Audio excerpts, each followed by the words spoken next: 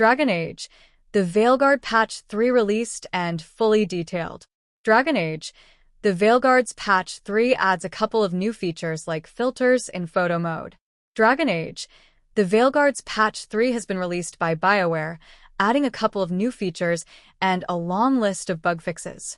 The new features are few, with the most exciting addition being that you can now add filters in photo mode. If you've ever sat mid-combat with the darkspawn scourge, opened photo mode and thought, this would look way better if it were slightly more yellow-toned, then your prayers have been answered. According to the changelog, Patch 3 mainly focuses on fixing bugs and issues that plague the game. It will not improve the graphics or improve performance. Okay, it does fix some pop-in issues. So, technically, it will slightly improve the game's visuals. Still, you shouldn't expect any major visual changes.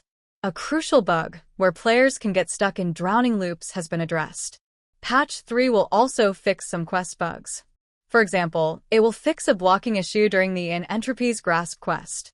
Also, the On Deadly Wings quest can now be completed even if the A Slow Poison quest has not been fully completed. However, it's unknown if this is only in Arlathan or for every location where this can occur. Dragon Age, the Veilguard Patch 3 release notes. Quality of life changes. Arrow keys can now be bound to input mappings. Filters added to photo mode. Screenshot file names from photo mode have been simplified, showing the date the photo was taken. The file path where screenshots are saved is now shown in-game when a screenshot is taken through photo mode. It is now easier to identify where an enchantment has been applied to a companion's equipment. Adjusted the glint option description and settings. New rings can now be compared against both equipped ring slots. A notification now appears when the Crossroads Spirit Merchant is available. Added new icons for some weapons. Bug fixes. Eliminated the causes of a small number of crashes. Rook's body shape no longer changes unexpectedly after a cutscene with Emmerich. Adjusted an odd facial expression when Rook first meets Emmerich. Fixed a rare issue, where some of an existing Rook settings got unintentionally reset after making and saving a new Rook. This fix now retroactively affects saves on all platforms. Adjusted the volume level of Spite's voice in some scenes. Fix some instances where music would incorrectly stop playing. Fix some instances where unintended music or sound effects would play. Antom champions now correctly do slightly more damage. Mage Rooks no longer shift to the right awkwardly after performing an extended dodge. The rogue skill Underdog's Bite now correctly lists enhanced damage instead of empowered damage. Fix some instances where enemies could get stuck or were unreachable in some areas.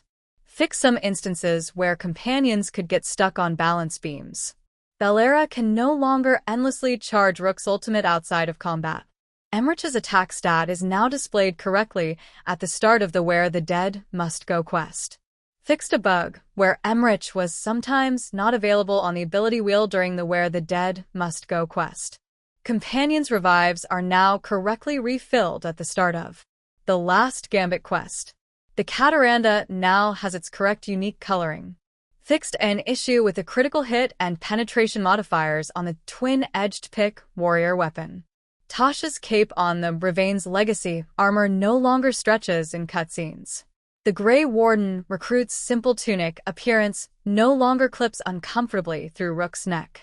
The Mythal's Light's mage weapon now does the intended amount of physical base damage, 0. The Mythal's Light mage weapon now does physical damage to enemy health if a physical damage enchantment is applied.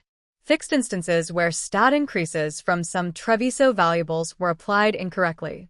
Fixed instances where valuables with stat increases were not all visible in merchant stores.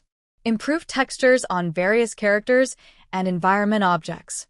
Fixed an issue where VFX could become extremely bright. Fixed several distance pop-in issues. Fixed an issue that caused the camera to stutter when closing the Illuvian interface. Fixes several instances where quest objectives would not update correctly during some quests. One of the Revenants will no longer fail to appear in the Crossroads. The intended 2D cinematic scene now plays after the Shadows Crossing quest. Fixed an issue where the path forward could become blocked in the A Murder of Crows quest. Fixed a blocking issue during the In Entropy's Grasp quest. The HDR calibration setting is now saved correctly between game sessions. Prevented multiple instances where Rook could get stuck while exploring Thedas. Fixed a place in Arlathan Forest where Rook could get stuck in a drowning loop. Fixed instances where Rook forgot they already had the Lyrium dagger and could not interact with treasure chests and altars. Codex entries that were already read will no longer be remarked as unread. Fixed an issue where the scroll bar could get stuck in the codex screen. Enchantments on abilities are now reset correctly when skill tree nodes are reset. Fixed a rare issue where some skill tree nodes were sometimes unable to be unlocked. Some adjustments to the game credits.